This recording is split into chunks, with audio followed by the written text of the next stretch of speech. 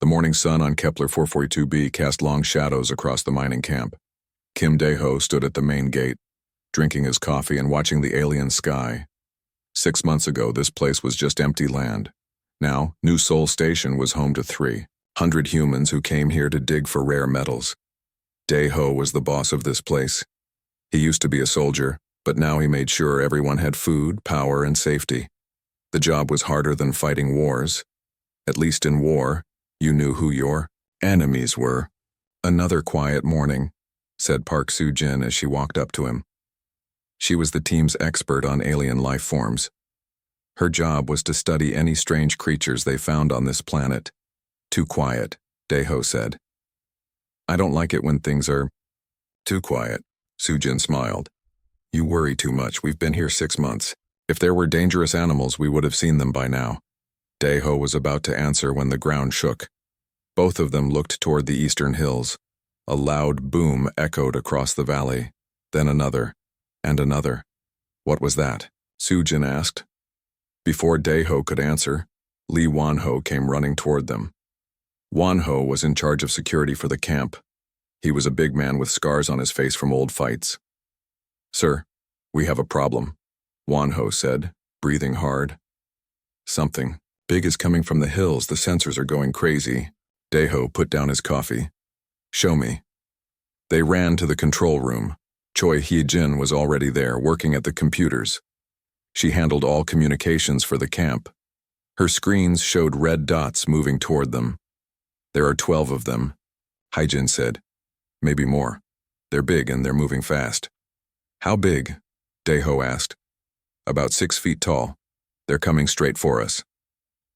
Another boom shook the building. This one was closer. Through the windows, they could see dust clouds rising from the hills. "Get everyone to the safe zone," Dae-ho ordered. "Now!" Alarms began to sound across the camp. People dropped their work and ran toward the main building. The safe zone was a strong bunker in the center of the camp. It could protect everyone if they were attacked. Won-ho grabbed his radio. "All security teams, get to your positions. We have unknown contacts approaching from the east." "Wait," Soo-jin said, looking at her computer screen. "Look at this." She pointed to readings from the sensors. "These creatures aren't just running toward us. They're stopping, moving in patterns. This looks like they're being careful." "Careful how?" Dae-ho asked. "If they wanted to attack us, they would just charge straight at the camp. But they're moving slowly, watching us."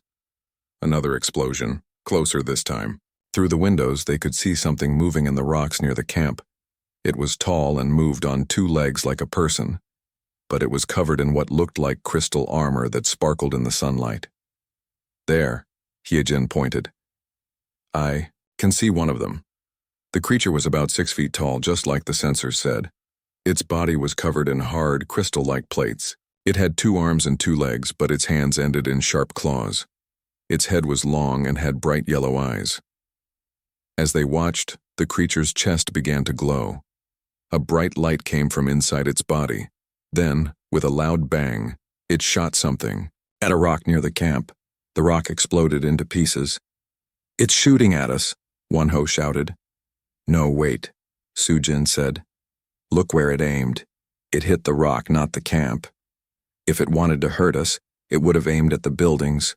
More creatures appeared around the camp. They all looked the same, tall, crystal-covered, with glowing chests. One by one, they created explosions. But none of the explosions hit the camp directly. "They're surrounding us," Won-ho said. "This is an attack pattern." "Maybe," Dae-ho said. "But Soo-jin is right. They're not trying to hurt us, not yet anyway." He picked up the radio. "All teams, hold your fire. Do not shoot unless they attack the camp directly." "Sir, are you sure?" Won-ho asked. "These things have weapons. We should fight back. Look at them," Dae-ho said. "Really look." The creatures were standing in a circle around the camp. They were close enough to attack, but they weren't moving closer. Instead, they seemed to be waiting for something. One of the creatures, smaller than the others, stepped forward. Its chest glowed brighter than the rest. But instead of shooting at the camp, It aimed at the sky. A bright ball of light shot up high above them and exploded like fireworks. That was beautiful, Sujin whispered. Beautiful? Wonho asked. It's showing us how powerful its weapons are. That's a threat. Or maybe it's trying to talk to us, Sujin said. Daeho watched the creatures carefully. They weren't acting like wild animals. They moved with purpose, like they were thinking about what to do, and they kept looking at the humans as if they were waiting for an answer. Hyejin, can you get me a speaker system? Daeho asked. Yes, sir. What do you want to say? I don't know yet. Another creature stepped forward. This one was bigger than the others. It looked like their leader. Its chest glowed, and it created another explosion. But this one was different. Instead of one big bang, it made several small ones in a pattern. It's like they're trying to show us something, Sujin said. Like a code or a language. A language made of explosions? Wonho asked. That's crazy. Maybe, Daeho said. But crazy doesn't mean wrong. The leader creature made another pattern of explosions. Then it waited. All the creatures waited. The camp was quiet except for the sound of worried people talking. Sir, Wonho said, I think we should call for military help. These things are too dangerous. No, Daeho said. Not yet. But sir, I said no. Daeho looked at the creatures again. If they wanted to kill us, we would already be dead. They have us surrounded. They have powerful weapons, but they're not using them. Then what do they want? Hyejin asked. I think they want to understand us, Sujin said, just like we want to understand them. The leader creature made another explosion pattern. This time it was even more complex, like it was trying harder to communicate. We need to try something, Daeho said. Hyejin, do we have any flares? Yes, sir. Emergency flares in the supply room. Get them, and get me a way to set them off safely. Sir, what are you planning? Wonho asked. If they're trying to talk to us with explosions, maybe we can talk back the same way. Wonho looked worried. That's very dangerous. What if they think we're attacking them? Then we'll find out how good our defenses are, Daeho said. But I don't think that will happen. I think they're curious about us. Sujin nodded. I agree. Their behavior is more like scientists studying something new than hunters looking for food. Hyejin came back with a box of flares. These will make bright lights and small explosions. Is this what you want? Perfect, Daeho said. Now how do we set one off safely? I can do it from here, Hyejin said. There's a way to shoot them from the roof of the building. Do it, Daeho ordered. Hyejin worked at her controls. A few seconds later, a bright red flare shot up from the camp. It exploded high in the sky, creating a shower of red sparks. All the creatures looked up at the explosion. Then they looked at each other. The leader creature made a sound. Not an explosion, but a noise like singing. The other creatures made the same sound. They're excited, Sujin said. Look at how they're moving. The creatures were indeed moving differently. They seemed happy, almost like children who had just seen something wonderful. The leader creature stepped closer to the camp. Its chest glowed again, but this time it made a pattern of small explosions that looked just like the flare, bright lights that spread out like sparks. It's copying what we did, Hyejin said in amazement. Send up another flare, Daeho said, a different color. This time, they shot a green flare. Again, the leader creature copied it with green lights from its chest. This is incredible, Sujin said. They're not just intelligent, they're trying to communicate. Or they're learning our weapons so they can fight us better, Wonho said. But even Wonho was starting to look less worried. The creatures were acting more like curious neighbors than dangerous enemies. What do we do now? Hyejin asked. Daeho looked at the circle of crystal creatures around their camp. They were still there, still waiting. But now they seemed less threatening and more hopeful. Now we try to learn their language, he said, and hope they want to learn ours. The sun was getting higher in the sky. It was going to be a very long day. But for the first time since the creatures appeared, Daeho felt hope instead of fear. Maybe, just maybe, They had found friends instead of enemies on this strange world. 3 days had passed since the first contact with the crystal creatures. The beings still surrounded New Sol Station, but now they kept their distance. They watched the humans work during the day and created beautiful light shows at night. Kim, Daeho, stood in the medical center, looking at reports from his team. Everyone was tired but excited. They were trying to understand these strange new neighbors. Any progress? He asked Park Soo-jin, who was studying video recordings of the creatures. Some, Soo-jin said, pointing at her screen. I think they have a social structure. The big one is definitely the leader. The smaller ones seem to be learning from it. Learning what? How to make different explosion patterns. Watch this. Soo-jin played the video. It showed the leader creature making a complex pattern of lights. Then the smaller creatures tried to copy it. Some succeeded, others failed and made different patterns. It's like they're teaching each other, Soo-jin said. But teaching what? Art? Language? Hunting skills? Before Daeho could answer, Yoon Tae-min burst through the door. Tae-min was one of their best mining engineers. He was young, smart, and always covered in dirt from working underground. Sir, we have a problem at mining site 7, Tae-min said, breathing hard.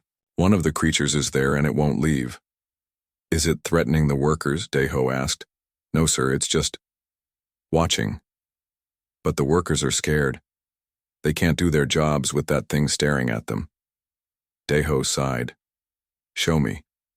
They drove to mining site 7 in an electric truck.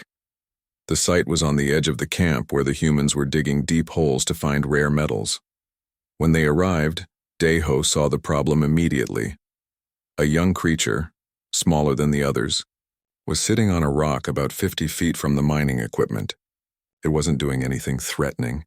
It was just watching the humans work. How long has it been there? Daeho asked. Since yesterday morning, said the site supervisor. It followed one of our trucks here and just sat down. It hasn't moved. Has it made any explosive attacks? No, sir, but every time we use the blasting equipment, it gets excited. Its chest starts glowing and it makes happy sounds. Daeho looked at the creature more carefully. It did seem interested in the mining explosions. Every time the humans set off charges to break rocks, the creature would lean forward and watch, closely. It likes our explosions, Soo-jin said, just like we're interested in theirs. Maybe it's studying us, Tae-min said, learning how we work. Or maybe it's planning to attack, said Lee Won-ho, who had just arrived. We should scare it away. No, Daeho said. If it wanted to hurt us, it would have done it already. Let's try something else. He walked closer to the creature. It watched him approach but didn't move away. Up close, Daeho could see that its crystal armor was beautiful. It reflected the sunlight in rainbow colors. Tame, Daeho called. Set off a small charge, something safe. Sir, are you sure? Do it. Tame went to the blasting equipment and prepared a small explosive charge. He placed it far from everyone and set the timer. Everyone take cover. The small explosion sent rocks flying. The creature's chest immediately began to glow. It made excited sounds and started creating its own light show. But this time, the pattern was different. It looked almost exactly like the human explosion. It's copying us again, Soo-jin said in amazement. Or mocking us, Won-ho said, showing us how much better its explosions are. But Tae-min was thinking differently. He looked at the creature, then at the mining equipment. Slowly, he walked to the blasting controls. What are you doing? Won-ho asked. Testing something, Tae-min said. He set up another small charge, but this time he made the explosion pattern more complex. Instead of one blast, he created 3 small ones in a row. The creature watched carefully. Then it copied the pattern exactly. 3 small lights from its chest, timed just like the human. Explosions. It's not just copying, Tae-min said excitedly. It's learning our timing, our patterns. It understands that we're making controlled explosions, not random ones. So what? Won-ho asked. So it's trying to communicate with us using our own language, Soo-jin said. The language of controlled explosions. Tame had an idea. He set up a more complex pattern. 5 small charges that would go off in a rhythm. When they exploded, they sounded like music. The creature was so excited that it stood up and started dancing. Its chest glowed brighter than they had ever seen. Then it created its own musical explosion pattern, even more complex than Tame's. "This is incredible," Sujin said. "It's not just intelligent, it's artistic. It's showing us that explosions can be beautiful." "Or it's showing off before it kills us," Wanho said. But even he was starting to smile. The creature seemed to notice their excitement. It came closer, stopping about 20 feet away. For the first time, it made sounds that weren't related to explosions. It sounded like it was trying to talk. "I wish we could understand what it's saying," Tame said. As if it heard him, the creature tried something new. It pointed at the mining equipment, then at its own chest. Then it made a questioning sound. "I think it wants to know how our explosions work," Sujin said. "Should we show it?" Tame asked. "Absolutely not," Wanho said. "We can't teach alien creatures how to make better weapons." But the creature was already trying to figure it out.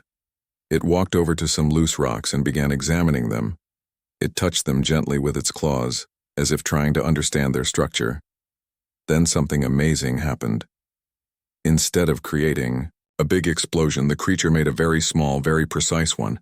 It carefully cracked one rock in half without damaging the rocks around it. "It's showing us precision," Tame said. "It can control its explosions better than we can control ours." The creature looked at the humans and made happy sounds. Then it pointed at the mining site and made questioning noises again. "I think it wants to help," Sujin said. "Help with what?" Daeho asked. "The mining. It wants to help us mine. Before anyone could stop him." Tame pointed to a large rock that was blocking their excavation. "Can you break that one?" he asked the creature. The creature looked at the rock carefully. It walked around it, examining it from all sides. Then it placed one claw on the rock and made a series of very small, very controlled explosions. The rock split perfectly into manageable pieces. The humans could now easily remove it and continue their mining. "Impossible," Wanho whispered. The creature looked at their amazed faces and made sounds that could only be described as laughter. Then it sat down again and waited to see what the humans would do next. "It's not trying to hurt us," Daeho realized. "It's trying to help us, and it's trying to learn from us." "But why?" Sujin asked.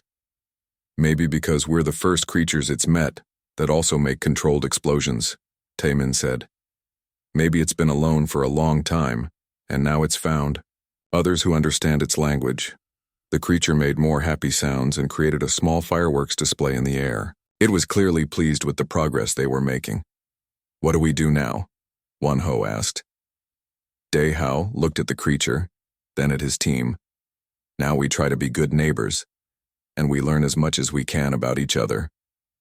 The creature seemed to understand the tone, if not the words. It made agreeable sounds and settled down to watch the humans work. For the first time since arriving on this planet, Daeho felt like they were truly making progress. They weren't just surviving on this world, they were making friends. As the day continued, more creatures appeared around the mining site. They all seemed curious and friendly. Some of them even tried to help with the work, using their explosive abilities to clear rocks and dig trenches. The humans were no longer afraid. They were excited. They had found something incredible on this distant planet. Intelligent beings who spoke the language of controlled explosions. And maybe, just maybe, they were all going to learn something amazing together. 2 weeks after the first breakthrough at Mining Site 7, New Sol Station had changed completely. The crystal creatures, who the humans now called Spark Friends, were living and working alongside the colonists. Kim Daeho walked through the camp, amazed at what he saw. Humans and Spark Friends were working together everywhere. The creatures used their precise explosive abilities to help with construction, while humans taught them about tools and machines.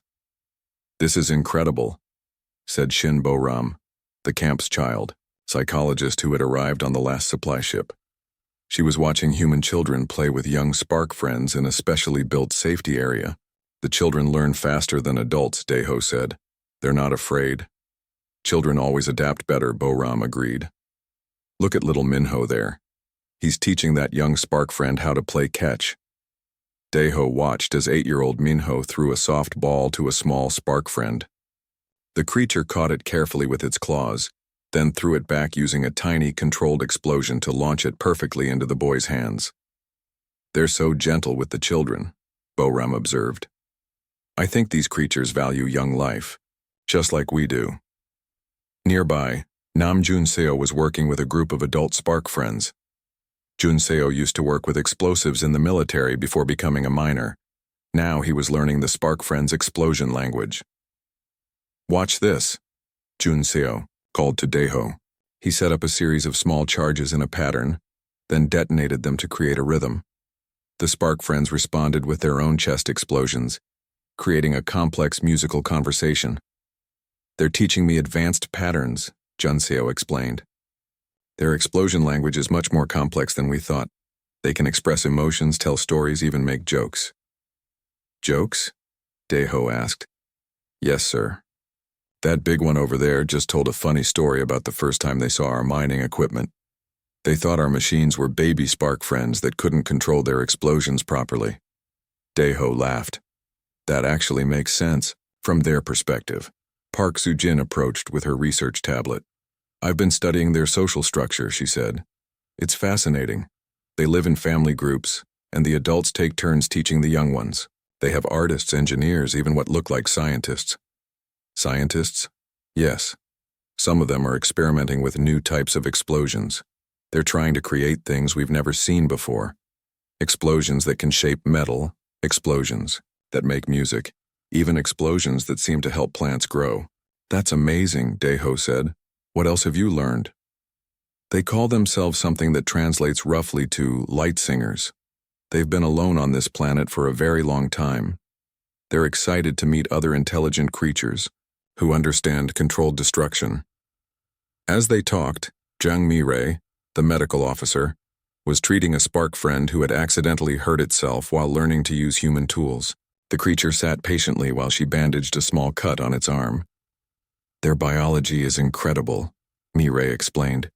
They can heal much faster than humans, and their explosive organs are completely safe unless they choose to activate them. They're actually much safer to be around than our own explosive equipment. The children love them, Boram added. I've been developing play activities that both species can enjoy safely. The young spark friends are teaching our children patience and precision. Our children are teaching them creativity and teamwork. Deho was about to respond when Choi Hee-jin came running toward them looking worried. Sir, we have a problem, she said. I'm picking up signals from space. Multiple ships are heading toward our planet. Supply ships? Deho asked. No, sir. These are much bigger. And they're not from Earth. The next 7 days were the busiest in New Sol Station's history. Humans and spark friends worked together around the clock, preparing for the demonstration that would determine their future. Nam Junseo had become the lead coordinator, translating between the species and helping plan the most complex explosion pattern ever attempted. We need to think bigger, he told the planning committee. This has to be visible from space. What about the asteroid field? Oh Soo-young suggested. There's a cluster of rocks about 50,000 kilometers from the planet. If we could create patterns there, every ship in the system could see them. Can the spark friends work in space? Deho asked. Park Soo-jin checked her research. Their biology should handle vacuum for short periods, and their explosion abilities don't need air to work. But how do we get them there? Hyejin asked. We use our ships, Dongwook said. He had been listening to the planning sessions with growing interest. I have transport vessels that can carry both humans and spark friends to the asteroid field. You'll help us? Deho asked, surprised. I've been watching your people work with these beings, Dongwook said.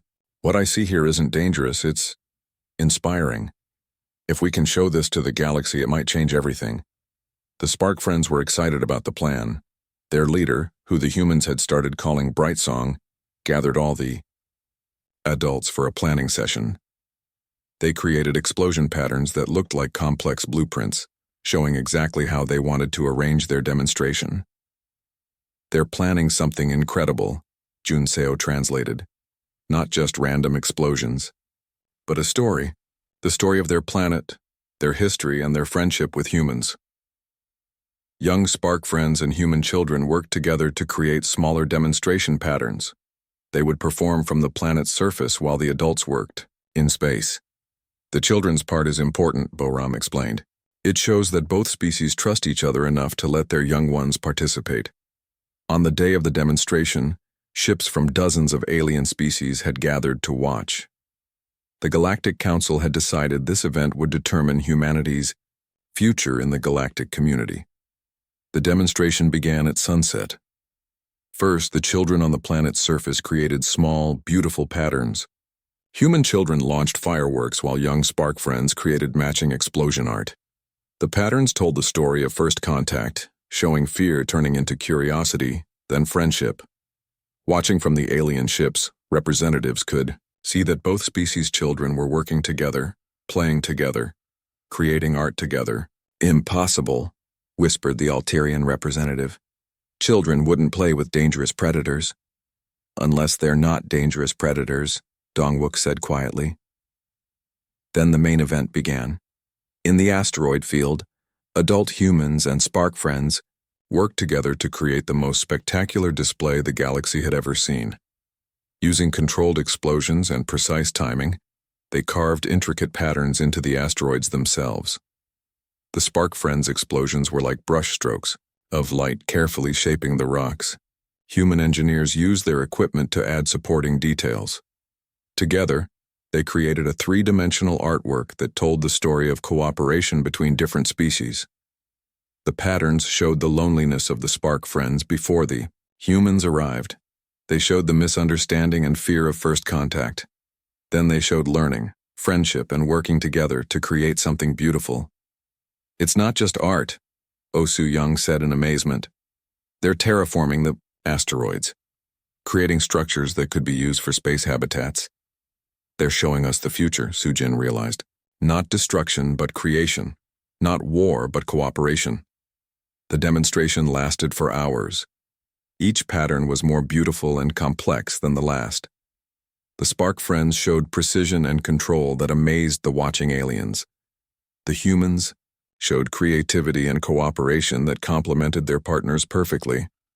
As the final pattern lit up the asteroid field, a message appeared in every language known to the galaxy. It had been created through careful explosion patterns that formed letters and symbols. The message was simple: different species, same heart. Working together, we can build wonders. The alien representatives were silent for a long time after the demonstration ended. Finally, the Alterian spoke. "We have been wrong about these beings," she said, "and wrong about humans as well. The records we had were incomplete," the machine representative admitted. "We only heard from those who came here as conquerors. We never listened to the true story." "What happens now?" Daeho asked. Dongwook smiled. "Now we establish the first joint colony in galactic history. Humans and spark friends, working together as equal partners. Other species will want to learn from this," the gas being said. "Many of us have conflicts with neighbors we thought were too dangerous to approach. Perhaps we've been making the same mistakes." Over the following months, New Sol Station became a center for interspecies cooperation. Aliens from across the galaxy came to study how humans and spark friends had learned to work together. The spark friends, no longer isolated, shared their knowledge freely. Their explosion techniques revolutionized mining and construction. Their art forms inspired new cultural movements throughout the galaxy. But most importantly, they had found what they had always been looking for: friends who understood them. Daeho often stood at the edge of the colony, watching human children and young spark friends play together in the evening light. They created small, safe explosion patterns that looked like flowers blooming in the air. "You did something amazing here," Dongwook said, joining him one evening. "We all did," Daeho replied. "We learned that being different doesn't mean being dangerous, and we learned that the scariest neighbors sometimes make the best friends." In the distance, Brightsong was teaching a group of young humans and spark friends how to create explosion patterns that looked like stars. The children laughed as lights danced in the air above them. "What's next?" Dongwook asked. "Now we explore the galaxy together," Daeho said. Humans and spark friends showing everyone that cooperation is stronger than fear. The stars above them seemed to shine brighter, as if the universe itself approved of what they had accomplished. In a galaxy often divided by fear and misunderstanding, they had created something new, a partnership based on respect, trust, and the simple joy of making beautiful things together. And it all started because humans saw past the explosions to find the hearts of the beings creating them. The alien ships arrived 3 days later, 5 massive vessels that blocked out the sun when they passed overhead. They landed in a formation around New Sol Station, surrounding both the humans and their spark friend allies. Han Dong-wook stepped out of the lead ship. He was Earth's top diplomat, sent to handle the crisis that had developed around humanity's contact with the spark friends. "Administrator Kim," Dong-wook said formally, "by order of the Galactic Council, this colony is under investigation." "Investigation? For what?" Daeho asked. "For making contact with the most dangerous species in this sector of the galaxy." Behind Dong-wook came representatives from several alien races. There was a tall, blue-skinned Altarian, a floating gas being from the Nebula Collective, and a metal-bodied robot from the Machine Empire. "These creatures," the Altarian said, pointing at the spark friends, "have destroyed 3 civilizations. They are known throughout the galaxy as planet killers." "That's not true," Park Soo-jin protested. "They're peaceful. They're artists and engineers." "Peaceful?" The machine representative's voice was harsh and electronic. "They eliminated the entire Kethmori species 200 years ago. The survivors fled this sector and never returned." "There must be some mistake," Daeho said. "No mistake." The gas being spoke in a whisper-soft voice that somehow everyone could hear. "We have records. These creatures cannot be reasoned with. They attack anything that lands on their planet. But they're not attacking us," Yoon Tae-min said. "They're helping us." The aliens looked skeptical. "Impossible," the Altarian said. "No species has ever successfully communicated with them." "Well, we have," Nam Junseo said proudly. "Watch this." He began creating an explosion pattern with small charges. Immediately, several spark friends responded with their own chest explosions, creating a beautiful conversation of lights and sounds. The alien representative stepped back in fear. "You're controlling them?" the machine asked. "No," Daeho said. "We're talking with them. There's a difference." Oh Soo-young, a military scientist who had come with Dong-wook, was studying the spark friends with fascination. "This is incredible," she said. "If we could understand their abilities completely, it could revolutionize human industry, mining, construction, even space travel."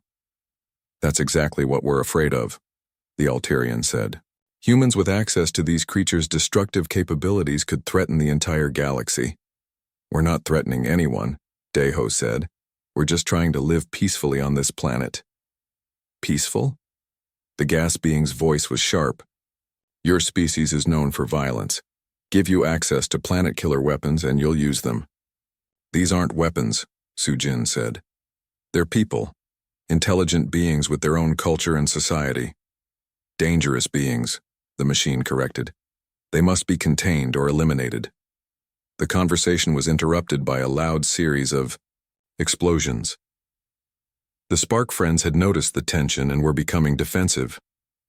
Their leader, the large one who had first made contact, stepped forward. The creature's chest glowed brightly, and it created a complex pattern of explosions. Junseo listened carefully, then translated. "It says the aliens are wrong about their history," Junseo said. "The other species that came here weren't peaceful. They came as conquerors, trying to take the planet by force. The spark friends only defended themselves." "Lies," the Altarian said. "We have official records." From the survivors of failed invasion attempts, Daeho realized. Of course they would say the spark friends were aggressive. They wouldn't admit they were the attackers. More, spark friends gathered around the camp. They weren't threatening the aliens, but they were clearly protecting their human friends. Their chests glowed softly, ready to create defensive explosions if needed. "You see?" the machine said. "They're preparing to attack."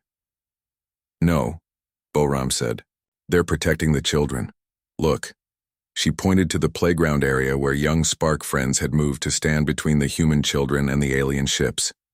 They weren't making explosions, but they were clearly ready to defend the little ones. "They're acting like parents," Mireille observed, "protecting all the children, human and Spark friend alike." Dongwook looked troubled. "The Galactic Council has given me authority to order evacuation of this colony. They want all humans off this planet within 1 week. "And if we refuse," Deho asked, "then they'll consider humanity to be in violation of galactic peace treaties. We could be expelled from the Galactic Council, cut off from trade and communication with other species." The Spark friends were becoming more agitated. They could sense the threat to their human friends even if they couldn't understand the words being spoken. "What if we could prove the Spark friends aren't dangerous?" Deho asked. "How?" Dongwook asked. "Give us a chance to demonstrate. Let us show the galaxy what these beings are really like." The alien representatives looked doubtful, but Dongwook was interested. "What kind of demonstration?" Deho looked at his team, then at the Spark friends. "Give us 1 week. We'll create something that will show the entire galaxy the truth about these beings. And if you fail?" the Alterian asked. "Then we'll leave peacefully," the aliens discussed among themselves. Finally, Dongwook spoke. 1 week. But if there's any sign of aggression from these creatures, we'll evacuate everyone immediately." As the alien representatives returned to their ships, Deho gathered his team. "We need to create something amazing," he said. "Something that will change how the galaxy sees our friends." "What did you have in mind?" Su Jin asked. Deho looked at the Spark friends, who were still protectively surrounding the human children. "Art," he said. "We're going to create the most beautiful explosion art the galaxy has ever seen."